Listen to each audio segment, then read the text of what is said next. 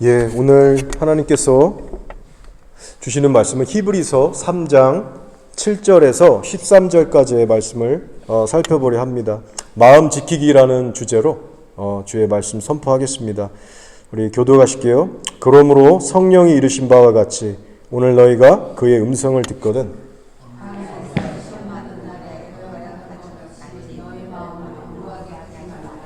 거기서 너희 열조가 나를 시험하여 증험하고 40년 동안 나의 행사를 보았느니라.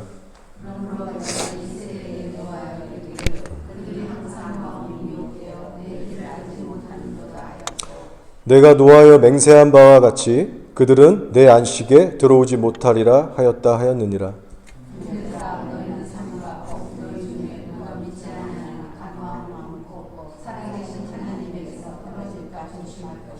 함께 읽겠습니다. 오직 오늘이라 일컫는 동안에 매일 피차 권면하여 너희 중에 누구든지 죄의 유혹으로 완고하게 되지 않도록 하라. 아멘.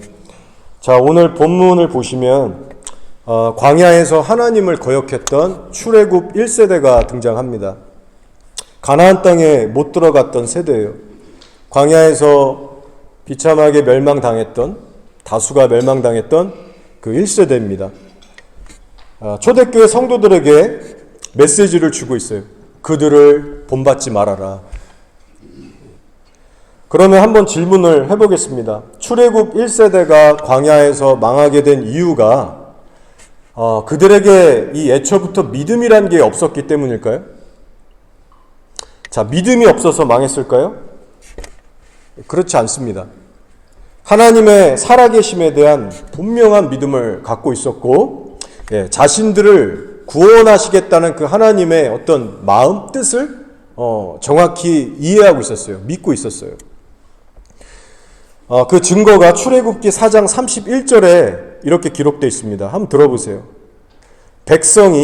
이스라엘 백성을 얘기하는 거죠. 이스라엘 백성이 믿으며 여호와께서 이스라엘 자손을 찾으시고 그들의 고난을 살피셨다 함을 듣고 머리 숙여 경배하였더라. 자, 지금 이 상황이 어떤 상황이냐면요. 하나님께서 모세와 아론을 부르신 거예요. 내가 이스라엘을 이제 너희를 통해서 구원하려고 하니 너희는 이스라엘 백성들을 찾아가서 내가 역사할 그 이적들을 행하면서 그들에게 내 뜻을 전해라. 그러면 믿게 될 거야. 그래서 지팡이도 가져서 뱀으로 변하게 하고 이런 기적들을 이제 보여주셨죠, 사전에. 모세와 아론이 순종해서 이스라엘 백성들을 찾아간 거예요. 이적을 행하고 말씀을 전했어요. 그때 이스라엘 백성들의 반응이 이거였다는 거예요. 성경에 이르기를 백성이 믿으며 여호와께서 이스라엘 자손을 찾으시고 그들의 고난을 살피시기 원한다. 이것을 믿고 고개 숙여 경배했다는 거예요. 믿음이 있었습니다. 그리고 시간이 좀 더 흘러서 출애굽기 14장 31절에는 이런 기록이 있어요. 이스라엘이 여호와께서 애굽 사람들에게 행하신 그 큰 능력을 보았으므로 백성이 여호와를 경외하며 여호와와 그의 종 모세를 믿었더라. 어떤 상황인지 여러분 아시나요? 홍해를 가르셔서 이스라엘 백성들은 구원하시고 이 바로의 군대들은 수장시키셨어요. 그 엄청난 광경을 보면서 이스라엘 백성들은 하나님을 경외하는 경외심을 갖게 됩니다. 그분을 신뢰하게 됐어요. 말씀에 나오듯이 여호와와 그의 종 모세를 믿었더라. 그러니까 정리하면 이스라엘에게는 하나님을 경외하는 마음도 있었고 그분의 살아계심에 대한 분명한 믿음을 갖고 있었다는 거예요. 자, 그러면 이들의 결말이 어떻게 끝나야 맞습니까? 믿음이 있다면, 우리가 그렇게 강조하는 소위 믿음이라는 게 있다면 끝이 다 좋고 구원받아야 되잖아요, 전부. 자, 그러나 그렇지 못했다는 겁니다. 어떤 이들은 우상숭배하다 죽고, 어떤 이들은 원망, 불평, 거역하다가 죽고, 많은 이들이 하나님의 진노의 심판을 받고 광야에서 멸망당했습니다. 결국 오늘날의 교회들에게 주시는 두려운 예와 경고하심이 되고 있는 거예요. 아무리 하나님에 대한 믿음과 지식이 있어도 우리의 마음이라는 것이 딱딱해지고 굳어지면 하나님의 뜻대로 결코 살아갈 수가 없다는 메시지를 주고 있습니다. 7절, 8절에서 경고하시잖아요. 그러므로 성령이 이르신 바와 같이 오늘 너희가 그의 음성을 듣거든 광야에서 시험하던 날에 거역하던 것 같이 뭘 하라고 해요? 너희 마음을 완고하게 하지 말라. 여러분이 잘 아시는 인물이죠. 우리 구약에 다윗이라는 인물이 있습니다. 다윗을 보면 마음이 얼마나 뜨거웠어요? 내 마음에 합한 자다라는 그 칭찬을 들을 정도로 하나님을 향한 마음이 부드럽고 연약했고 정말 뜨거웠습니다. 다윗이 평소에 얼마나 마음 관리에 힘써왔던 사람인지 우리가 대본 알 수 있어요. 너는 내 마음에 합한 자다. 여러분, 이런 칭찬은요, 선천적으로 우리가 타고났다고 해서 들을 수 있는 게 아니라 후천적으로 노력해야만 평소에 자기의 마음을 신경 쓰고 관리하는 사람들만이 듣게 되는 칭찬입니다. 자, 그런데 어느 순간부터 다윗의 마음이 슬슬 해이해지더니 풀어지기 시작한 거예요. 걷잡을 수 없이 굳어져 갔습니다. 아마 사방에서 하나님이 대적들을 물리치시고 사방에 평안을 주시고 소위 배부르고 등 따시다 보니까 어느 순간부터 다윗이 영적으로 풀어진 거예요. 마음을 방치하기 시작했어요. 하나님을 향한 영적인 배고픔과 갈망이 점점 사라졌겠죠. 마음 관리도 게을러졌겠죠. 하루 이틀, 몇 주, 몇 달, 1년이 넘었을 것 같아요. 그렇게 마음이 굳어져 갔습니다. 그러다 어느 날 큰 대가를 지불하게 됩니다. 아시는 것처럼 밧세바라고 하는 유부녀를 억지로 강제로 데려와서 동침하게 되고 남편 우리아를 살인교사하는 이 끔찍한 죄를 짓게 돼요. 하나님의 마음에 합했다라고 하는 다윗이 정말 상상할 수 없는 정말 악독한 죄를 저지르게 됩니다. 그런데 성경을 보시면 다윗이 이런 끔찍한 죄들을 짓고 눈물을 흘리며 가슴 아파했다, 가슴 치며 탄식했다, 그런 기록이 전혀 없습니다. 왜일까요? 마음이 너무 굳어졌기 때문에. 감각이 사라진 거예요. 마치 영적인 문둥병에 걸린 겁니다. 나단이라는 선지자가 와서 성령의 능력으로 날카롭게 찌르기 전까지는 눈물 한 방울 안 흘렸어요. 하나님 앞에 본인이 나가서 가슴 치며 회개하는 일이 없었습니다. 시침이 뚝 떼고 아무 일이 없었다는 듯이 다 덮으려고 했어요. 여러분, 하나님의 마음에 합했다라고 하는 다윗이 전혀 다른 사람이 된 겁니다. 여러분, 이것이 우리의 경고하심이에요. 사람의 마음이 완고해지면 죄를 지어도 감각이 없는 때가 옵니다. 죄를 지어도 죄책감이나 고통이 안 느껴지는 거예요. 무서운 영적 질병을 유발합니다. 여러분, 이 시간 가슴에 새기시기 바랍니다. 마음이 굳어지면 하나님과 동행할 수 있을 것 같죠? 할 수가 없어요. 하나님의 공의로운 성품에 대해서 이 다윗이 몰랐을까요? 누구보다도 잘 알았던 사람입니다. 율법을 알았고 믿음이 없었어요? 믿음이 충만했던 사람이죠. 근데 마음이 굳어지고 둔감해지니까 알고 믿는 만큼 살아낼 수가 없는 겁니다. 알고 믿는 만큼 살아낼 수가 없어요. 마음이 굳어지면 마치 영적인 장님처럼 돼서 진리의 길로 찾아서 나아갈 수가 없습니다. 영적인 문둥병자처럼 돼서 죄를 지어도 무감각해지는 거예요. 그러면 여러분이 알고 있는 성경 지식이라든가 과거에 여러분이 하나님과 함께 했던 영화로운 그런 간증들, 체험들 다 쓸데없어지는 거예요. 마음이 굳어지면 그때부터 우상숭배의 죄부터 음란, 원망, 불평, 살인, 도적질 모든 죄들이 지을 수 있는 상태에 이르게 되는 겁니다. 그래서 하나님께서 경고하시는 거예요.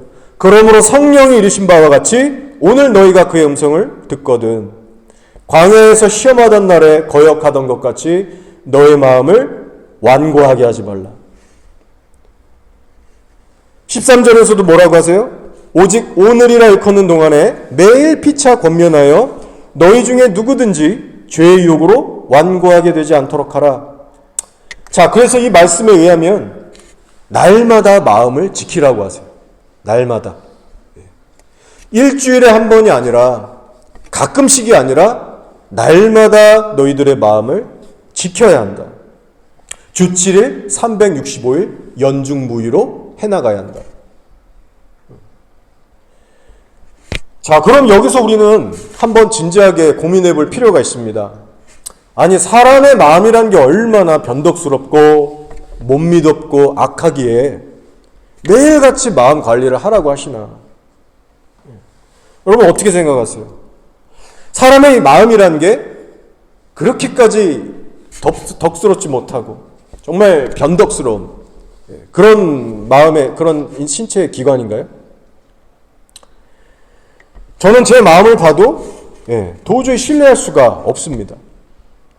우리 예수님에 대한 기록을 보시면 요한복음에 이런 말씀이 있어요. 자, 한번 들어보세요.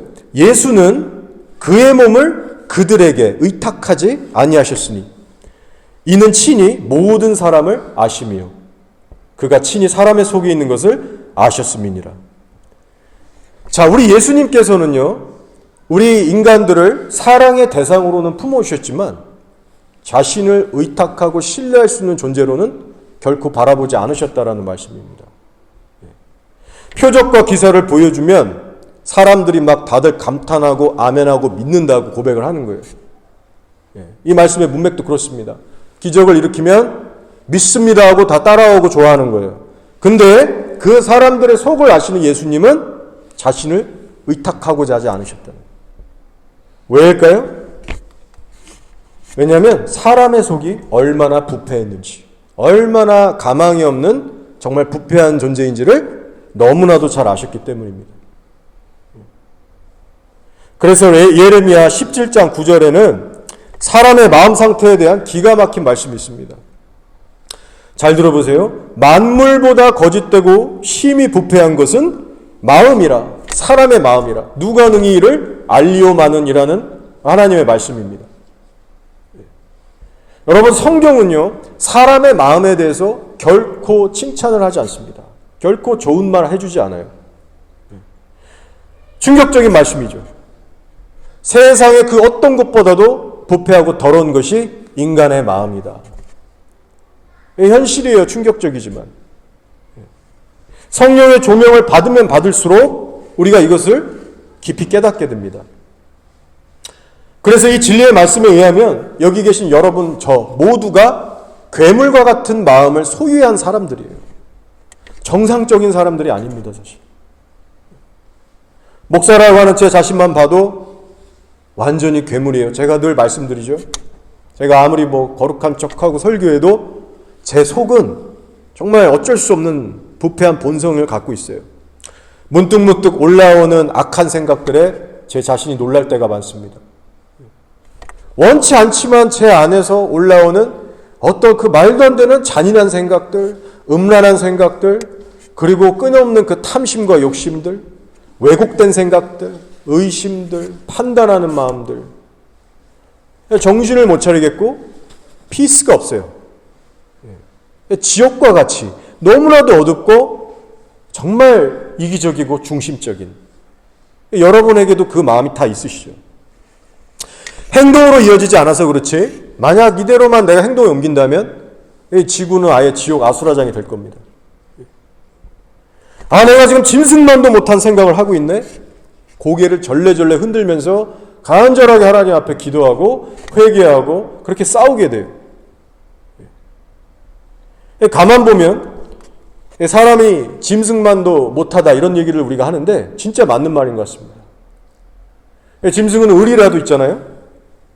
특별한 어떤 생존 본능이 아닌 이상 서로 물고 뜯고 하지도 않고, 동물들은 쓸데없이 음란한 생각, 잔인한 어떤 악한 계획들, 여러분 이런 거 하지 않습니다, 동물들은. 근데 사람의 속을 가만히 들여다보면 이건 앞뒤 이유도 없이 음란하고 악하고 지 멋대로 왜곡해서 판단하고 도저히 감당이 안 되는 거예요.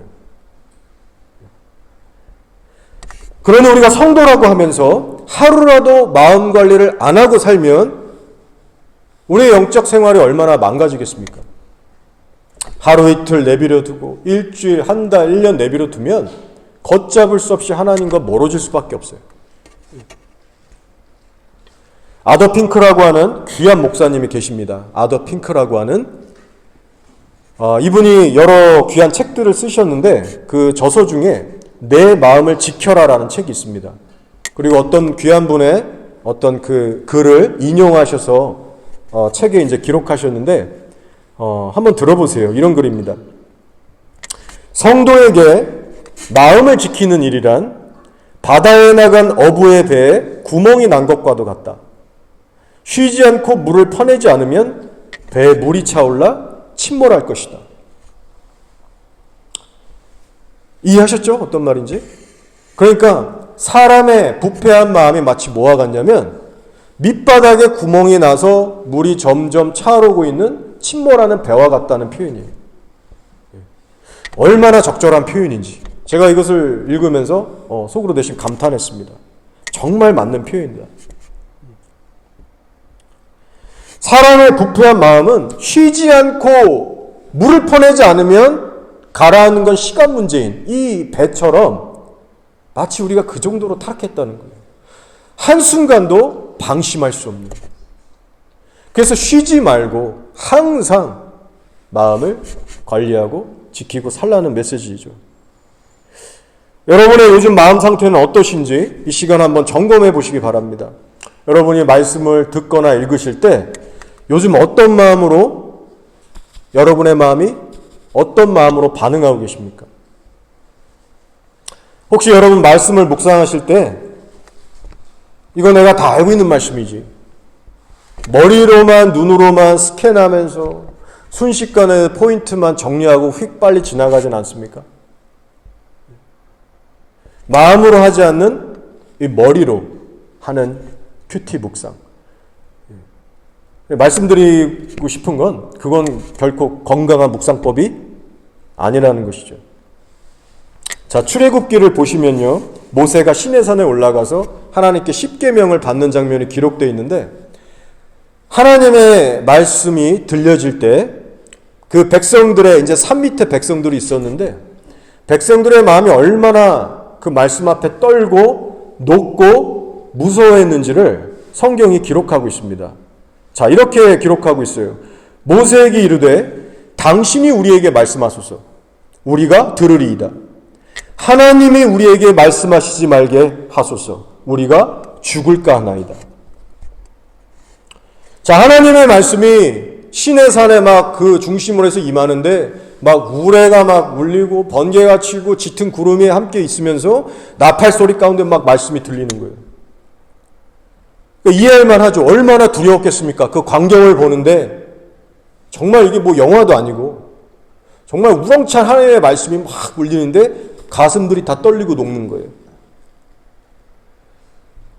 근데 저는 이 장면을 생각해 볼 때 어떤 와 이거 부담스럽다. 나 정말 여기 안 있길 잘했다. 이런 마음이 아니라 오히려 반대로 내심 부럽기까지 합니다.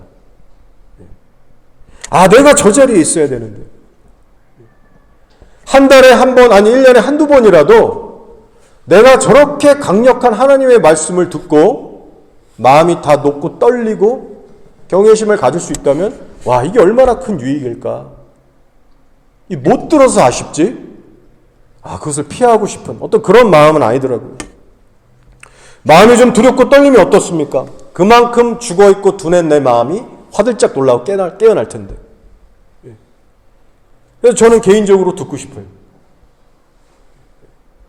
모세가 백성에게 이르되 두려워하지 말라. 하나님이 임하심은 너희를 시험하고 너희로 경외하여 범죄하지 않게 하려 하심이니라. 자, 하나님께서 말씀해 주세요.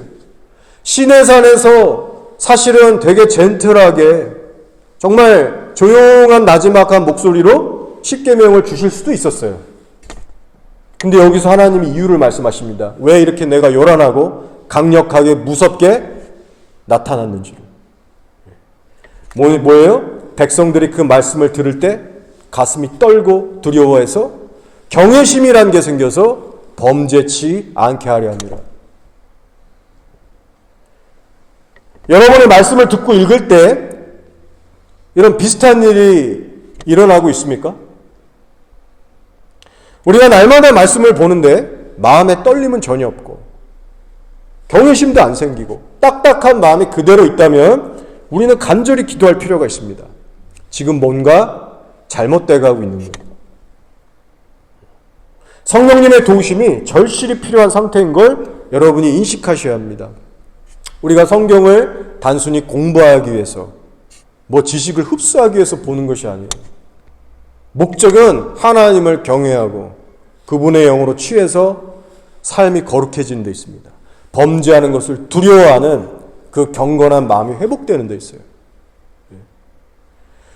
따라서 여러분의 말씀을 듣거나 읽으실 때 그저 은혜가 좀 되네, 기분이 좀 좋아지고 뭔가 위로가 되네, 혹은 졸리기만 한다던가 어떤 지적인 만족만 얻고 그친다면 여러분 하나님을 경외하게 해달라는, 말씀 앞에 내가 떨게 해달라는 기도를 반드시 하시길 바랍니다.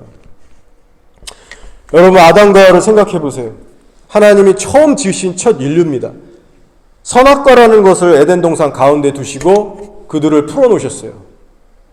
자, 아담과 하와가 시간이 지나서 그 선악과를 따먹게 됩니다. 한번 생각해 보셨어요? 왜 아담과 하와가 뱀의 유혹에 넘어가서 선악과를 먹게 됐을까? 사단의 유혹이 너무나도 그럴싸해서 파워풀해서 넘어갔을까요? 아닙니다. 주 요인은 뭐냐면 아담과 하와의 마음속에서 하나님의 말씀에 대한 두려움이 사라졌기 때문입니다. 너 선악과 먹는 날엔 반드시 죽게 될 거야.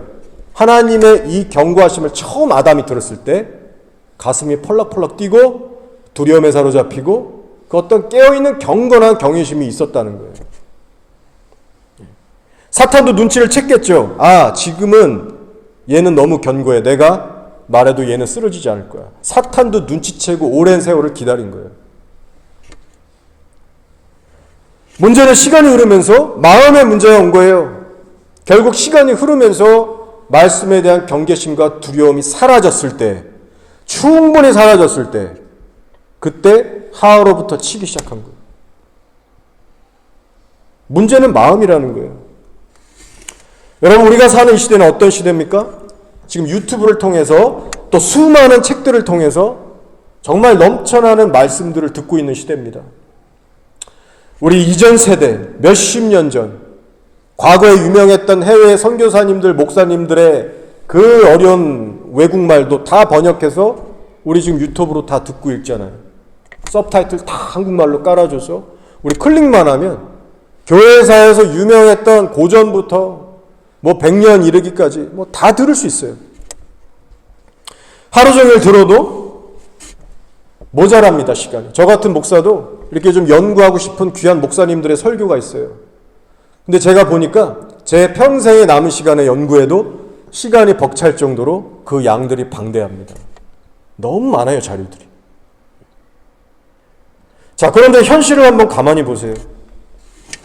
말씀이 그렇게 넘치는 만큼 열매도 뒤따라와주고 있는 시대입니까? 하나님에 대한 지식과 정보가 쏟아지는 만큼 사람들의 삶의 변화가 일어나고 있나요? 그렇지 않습니다. 수많은 교회들이 문을 닫고 있고 부흥의 불이 꺼져가는 시대입니다. 여러분도 아시잖아요. 유럽의 교회들은 이미 초토화가 됐고 미국 교회들이 그 전철을 밟고 지금 거의 다 무너져가고 있고 우리 한국 교회도 그나마 낫다라고 하지만 지금 많은 교회들이 어렵습니다. 최근에 코로나가 터지면서 수많은 교인들이 더 이상 교회 안 나옵니다. 수많은 교회들이 그래서 문을 닫았어요. 하나님의 말씀은 그 어떤 시대보다도 넘쳐나고 선포되고 온라인으로 그냥 예배 드릴 수 있는 말도 안 되는 시대가 됐는데 사람들은 교회를 떠나고 있고요. 예배 드리기 전과 후의 삶이 변화가 없어요. 여러분, 원인이 어디에 있을까요? 여러 가지로 설명이 될 수 있겠지만 그중 분명한 한 가지는 말씀을 듣는 사람들의 태도에 있다는 것이죠. 아무리 많은 말씀을 들어도 그 말씀 앞에 떨지 않는 마음, 두려움을 느끼지 못하는 마음, 깨지지 않는 사람들의 완고한 마음에 있는 겁니다. 지금 여러분의 마음 상태는 어떠세요? 성경책을 읽고 목사님의 설교를 들을 때마다 여러분의 마음이 울리고 깨지고 있습니까? 여러분의 마음이 성령님의 통제, 말씀의 통제 속에서 살아가고 계세요? 그렇지 않다면 마음의 변화를 위해서 간절히 기도하셔야 됩니다. 오늘의 13절의 말씀을 읽어드릴게요. 이제 날마다 실천에 옮기시기 바랍니다. 오직 오늘이라 일컫는 동안에 매일 피차 권면하여 너희 중에 누구든지 죄의 유혹으로 완고하게 되지 않도록 하라. 저는 이 마음에 대한 묵상을 할 때 모래시계가 떠올랐습니다. 아, 우리의 마음은 마치 모래시계를 닮았구나. 모래시계를 뒤집어 놓으면 여러분 아시잖아요. 모래가 조금씩 밑으로 떨어집니다. 몇 분 안 걸려요. 마치 사람의 마음이 이 모래시계가 점점 변하는 것처럼 우리도 반드시 그렇게 변한다는 거죠. 우리의 마음이라는 게. 예수님께서 한 번은 오병이어라고 하는 놀라운 기적을 베푸셨습니다. 자신을 따르는 무리들을 보시는데 밥도 제대로 못 먹고 기진해 있는 걸 보시고 불쌍히 여기셔서 음식으로 기적을 베푸셨어요. 그때 그 기적을 봤던 제자들이 입이 다물어지지 않았습니다. 와, 예수님 이런 분이구나. 어떻게 이런 말도 안 되는 기적을 일으키실 수 있나. 정말 하나님의 아들 메시아가 맞구나. 예. 그들의 마음속에 큰 어떤 감동과 확신이 이제 있었던 그런 사건이었습니다. 그리고 그 기적을 경험한 날에 제자들과 예수님은 잠깐 서로 떨어져 있게 됩니다. 예수님은 홀로 기도하러 산에 가셨고 제자들은 벳세다를 향해서 그 배를 몰고 바다를 이제 항해하기 시작했어요. 그리고 시간이 흘러서 깊은 새벽이 됐는데 바닷바람이 거칠게 이제 불기 시작하면서 배가 막 출렁이기 시작하고 제자들은 이제 겁도 먹었겠죠. 열심히 노를 짓느라고 진땀을 빼고 있었어요. 그때 예수님께서는 무태에 계시다가 신이시니까 다 그 광경을 아시잖아요. 깊은 새벽에 그들에게 다가오십니다. 무리를 걸으셔서. 그때 제자들이 시커먼 그 칠흑같이 검은 바다 속에 웬 사람의 형체가 물을 위로 걸어오르니까 너무나도 깜짝 놀라서 와, 유령이다. 그렇게 화들짝 놀라서 고백하잖아요. 자, 근데 제자들을 더 놀라게 했던 건 예수님께서 배에 올라타시자마자 그 흉흉했던 파도와 그 바람이 잔잔해졌던 거예요. 거짓말처럼 예수님이 배에 딱 발을 올리시는 순간 모든 것이 피스풀하게 잠잠해졌습니다. 그때 성경이 뭐라고 기록하냐면 이렇게 돼 있어요. 제자들이 마음에 심히 놀라니 이는 그들이 그 떡대시던 일을 깨닫지 못하고 도리어 그 마음이 둔하여졌습니다. 자, 질문입니다. 여기서 제자들의 마음이 둔하여졌다는 표현은 긍정적인 표현일까요? 아니면 부정적인 표현일까요? 네, 후자예요. 부정적인 표현입니다. 하나님이 원하셨던 바는 제자들의 마음이 둔해지는 게 아니었어요. 이 타이밍에. 여러분, 사람의 부패한 마음은요, 과거보다는 지금 당장의 현실에 몰입하는 경향이 있습니다. 지금 당장 내 눈앞에 보이고 내 손에 만져지고 내 피부로 느껴지는 현실에 민감하게 반응하고 집중한다는 거예요. 수시간 전에 아무리 기적을 보고 말씀에 도전을 받고 은혜를 받았어도 몇 시간이 지나 보세요, 여러분. 그 마음의 여운이 얼마나 갑니까? 얼마나 빠른 속도로 사람의 마음이 어두워지고 우울해지고 다시 둔감해집니까? 따라서 우리들의 마음이 매 순간 성령의 말씀과 기도로 사로잡혀 있지 않으면 걷잡을 수 없이 둔해지게 되어 있어요. 자, 또 하나의 예를 들어볼까요? 산상수훈의 말씀에 형제에게 노하는 자는 심판을 받게 되리라. 형제에게 나가라고 나쁜 말하고 그렇게 속에서 미움을 풀지 않으면 지옥 갈 죄다. 너희들 조심해야 된다. 그 말씀을 하셨잖아요. 자, 여러분이 그 말씀을 묵상해서 성령님의 은혜로 어느 정도 가슴에 팍 꽂혀서 여러분이 이제 어느 정도의 경외심을 갖게 됐다고 쳐보죠. 아, 그래, 내가 이렇게 살면 안 되겠구나. 내 가족들, 내 이웃들에게 내가 지금 이렇게 짜증내고 상처 주는 말 하면 안 되겠구나. 큰일 나겠구나, 내가. 그렇게 말씀의 영향을 받고 여러분의 마음을 추스리고 말과 행동을 절제하는 거예요. 자, 그런데 다음 날이 됐어요. 한잠 자고 일어나 보니까 여러분 마음 상태가 어떻게 달라져 있어요? 전날에 느꼈던 그 하나님에 대한 두려움이 자고 일어났는데 확 줄어져 있는 거예요. 막 30%, 20%밖에 안 남아 있는 거예요. 경험해 보셔서 아시죠? 하루 지났다고 마음의 고삐가 풀어져서 해이해져 있는 거예요. 둔감해져 있는 거예요. 더 이상 뭐 그렇게 두렵지도 않고 이웃에 대해서 그 눌러놨던 많이 사그라졌던 짜증과 원망과 불평도 어느샌가 다음날에는 막 불같이 올라오기 시작하고, 그래서 불과 하루 만에 또 싸우고 또 함부로 말하고 다투는 겁니다. 따라서 우리가 이미 알고 있는 말씀이라고 해서 매일같이 반복해서 그 말씀이 나의 마음을 사로잡게 하지 않으면 여러분 우리 신앙생활이 얼마나 망가지겠습니까? 머리에 저장된 말씀만 가지고서 순종이라는 게 계속 이어질까요? 절대 그렇지 않습니다. 여러분이 날마다 성령님을 따라 순종하고 싶으시면 반드시 날마다 여러분의 마음까지 하나님의 말씀으로 다스림을 받으셔야 돼요. 마음까지 사로잡히셔야 돼요. 그래서 똑같이 매일같이 하는 기도의 반복, 그리고 똑같은 말씀을 매일 반복해서 묵상하는 것이 너무나도 우리의 신앙생활에 중요합니다. 자, 말씀의 이 반복되는 묵상과 더불어서 우리가 매일같이 반복하는 기도가 얼마나 중요한가 잠시 나누고자 하는데, 저는 이렇게 기도해요. 항상 아침에 눈을 뜨면 하나님, 오늘도 제가 주님의 눈과 마음으로 내 아내와 자녀들을 바라보고 품게 해주세요. 왜냐하면 제 안에 이 혈기와 이 어떤 말도 안 되는 본성을 제가 못 믿는 거예요. 사소한 거에 불똥 튀면 욱하니까. 관계를 놓고 항상 이것을 기도합니다. 싸우지 않고 화목하게 지낼 수 있는 하루가 되게 해주세요. 그 기도를 늘 하는데 제가 스스로 아는 게 뭐냐면, 하루라도 안 빼먹고 이 기도를 반복해서 오랜 세월 해오기 때문에 제가 만약 이 기도를 하루라도 빼먹잖아요. 그럼 달라지는 걸 제가 체감해요. 삶의 현장에서. 나도 모르게 왜 말이 퉁명스럽게 나가지?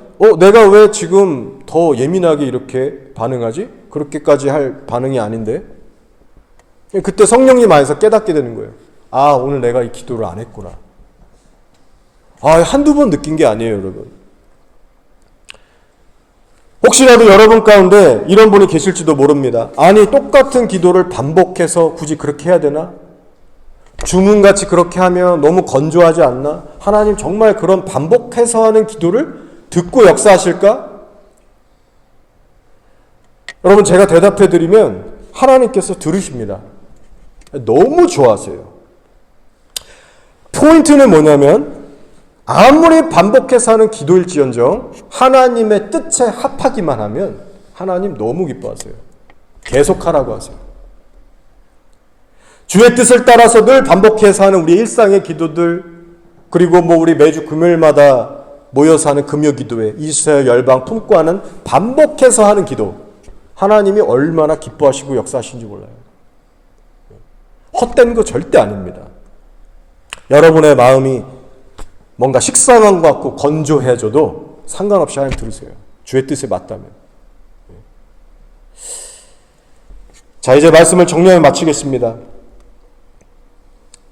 에베소서 2장 8절에 뭐라고 말씀하시냐면, 믿음이라는 것은 우리에게서 난 것이 아니고 하나님의 선물이라고 말씀하고 있어요. 한번 들어보세요. 너희는 그 은혜에 의하여 믿음으로 말미암아 구원을 받았으니 이것은 너희에게서 난 것이 아니요 하나님의 선물이라. 자, 동시에 기억하시기 바랍니다. 선물로 받은 믿음일지언정 오늘 히브리서 말씀처럼 완고한 마음으로 계속해서 하나님 앞에서 살다간 멸망에 이를 수도 있다라는 거예요. 출애굽 1세들을 기억하시기 바랍니다. 너희들의 마음을 완고하게 하지 마라. 마음이 미혹되지 않게 하라. 악한 마음을 품어서 살아계신 하나님으로부터 떨어질까 조심해라. 처음 그리스도 안에서 시작한 것을 끝까지 붙들면 그 안식에 참여하리라. 이게 히브리서의 말씀이에요. 전부 마음에 대한 경고들입니다. 동시에 예수님께서 경고하셨던 이 롯의 아내, 롯의 처에 대한 기억도 그 사례도 여러분 기억하시면 좋겠습니다. 소돔이라고 하는 심판의 도시에서 이 롯의 패밀리가 극적으로 구원을 받게 됐어요. 하나님의 자비가 더해져서 천사들을 통해서 막 잡아 끌어내다시피 해서 롯의 패밀리를 그 멸망의 도시에서 끄집어내십니다. 그래서 롯의 처도 물론이고 두 딸들, 롯, 사위들은 뭐 거기서 죽었지만 롯의 가족들이 분명하게 고백할 수 있었던 건, 와, 하나님 진짜 살아계시구나. 와, 천사들 진짜 이렇게 살아있네. 와, 하나님 진짜 소돔과 고모라를 유황불로 지금 심판하시네. 눈으로 다 봤다라는 거예요. 분명 하나님에 대한 믿음이 있었다는 거예요. 거부할 수가 없었습니다. 게다가 하나님께서 주셨던 경고의 말씀도 구체적으로 들었어요. 뒤돌아보지 마. 그럼 죽게 될 거야. 그 음성까지 들었습니다. 자, 그런데 롯의 처가 어떻게 행동하나요? 끝내는 뒤돌아보다가 소금 기둥이 돼서 멸망하게 됐어요. 자, 지금 문제의 본질은 같습니다, 여러분. 마음의 문제예요, 마음의 문제. 마음이 완고하면 들은 말씀대로 못 삽니다. 기적을 아무리 보고 천사를 봐도 마음이 변하지 않으면 순종할 수가 없는 거예요. 결국 사람이란 존재는 마음이 시키는 대로 움직이는 존재입니다. 여러분, 이것을 우리가 하나님의 그 진리 안에서 잘 우리가 깨달을 필요가 있어요. 사람이 어떻게 움직이는 존재인지. 따라서 여러분의 마음이 지금 뭐에 이끌려서 살고 있는지, 정말 여러분의 마음이 하나님의 말씀에 영향받고 이끌려서 살고 있는지 아닌지를 날마다 점검하셔야 돼요.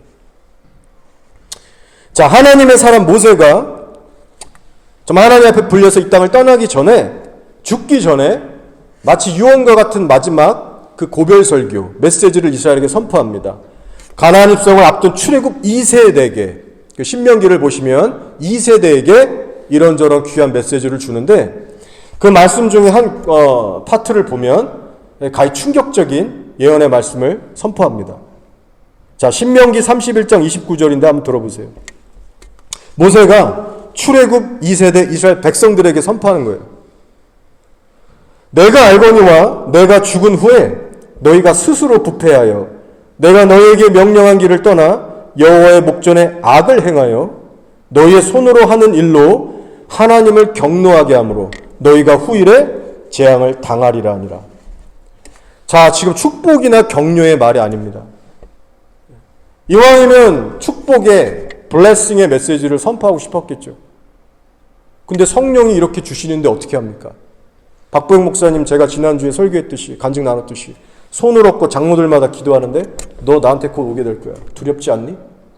이런 것처럼 모세도 2세대가 이제 가나안 입성을 앞두고 이제 하나님께서 자기를 감동시키셔서 예언의 메시지를 주시는데 너희들 스스로 다 부패해서 하나님한테 재앙을 당할 거야. 시간이 흐르면 너네 마음이 완고해지고 부패해져서 너네 우상 숭배하고 하나님한테 진노를 받을 거야. 이 무서운 예언을 하고 있는 거예요. 어떻게 됐습니까? 시간이 지나면서 실제가 됐죠. 여호수아가 살아있고 또 여호수아 함께했던 장로들이 살아있었던 시기까지는 어찌저찌 나름 순종을 하는 것 같았어요. 그런데 이제 사사시기 시대가 시작되고 들어가면서 마음들이 완고해지고 우상 숭배하고 하나님의 계명을 떠납니다. 하나님께서 치시기 시작하는 거예요. 이스라엘에 선포되었던 이 모세의 두려운 예언이 오늘날 교회들에게, 저와 여러분에게 얼마나 두려운 경고의 메시지를 주고 있습니까? 여러분, 스스로 부패해지지 않도록 날마다 깨어 노력하시기 바랍니다. 무엇보다도 여러분의 마음이라고 하는 것을 단단히 지키시기를 바랍니다. 그럼 우리는 이제 어떻게 해야 될까요? 어떤 구체적인 신앙생활을 해야 될까요? 아무리 시간이 흘러도 여러분의 마음이 부패해지지 않으려면, 지키려면 다른 방법이 없습니다. 뭘 하셔야 되냐? 여러분이 말씀과 기도에 투자하면서 성령님과의 교제에 힘을 쓰셔야 돼요. 여러분의 마음이 깨어나고 유지가 되려면 다른 방법이 없어요. 성령 안에서 기도하셔야 되고 성령 안에서 말씀을 보셔야 됩니다. 그래서 제가 권고해 드리는 것은 여러분에게 최소한 하루에 한 챕터씩 보라고 지금 하고는 있지만 그 한 챕터 수준으로 만족하시면 안 된다라는 걸 말씀드리고 싶어요. 물론 단계라는 게 있겠지만 영원히 그 상태에 머무시면 큰일 납니다. 핵심은 여러분의 마음이 실제로 하나님의 통제를 여러분의 마음속에서 받을 때까지, 여러분의 마음이 그 말씀에 붙들려서 이끌려 살아갈 수 있는 정도가 될 때까지 하나님 앞에서 시간을 보내세요. 몇 시간이 됐든 아니면 금식이 필요하면 금식을 하든 여러분의 마음이 하나님께 사로잡힐 수 있을 정도가 될 때까지. 성경을 몇 페이지 읽었나? 기도를 얼마나 했나? 그 기준이 전부가 아닙니다. 얼마나 부드럽고 겸손하게 내 마음이 하나님 앞에 붙들려 있는가? 그 기준으로 항상 점검해 보시기 바랍니다. 하나님 앞에 엎드리는 시간에 여러분 후회 없이 아낌없이 투자해 보세요.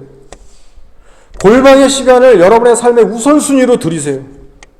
그 거룩한 시간들을 통해서 하나님을 만나시고 하나님의 마음으로 빚어지시는 그 영향력을 반드시 받으셔야 됩니다.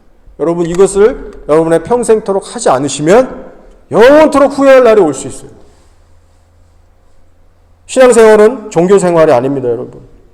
여러분의 생각과 마음이 늘 성령께 사로잡혀 살아갈 수 있도록 하나님을 만나고 구하는 일에 여러분의 최우선 순위를 날마다 들으시기를 축원합니다. 아멘.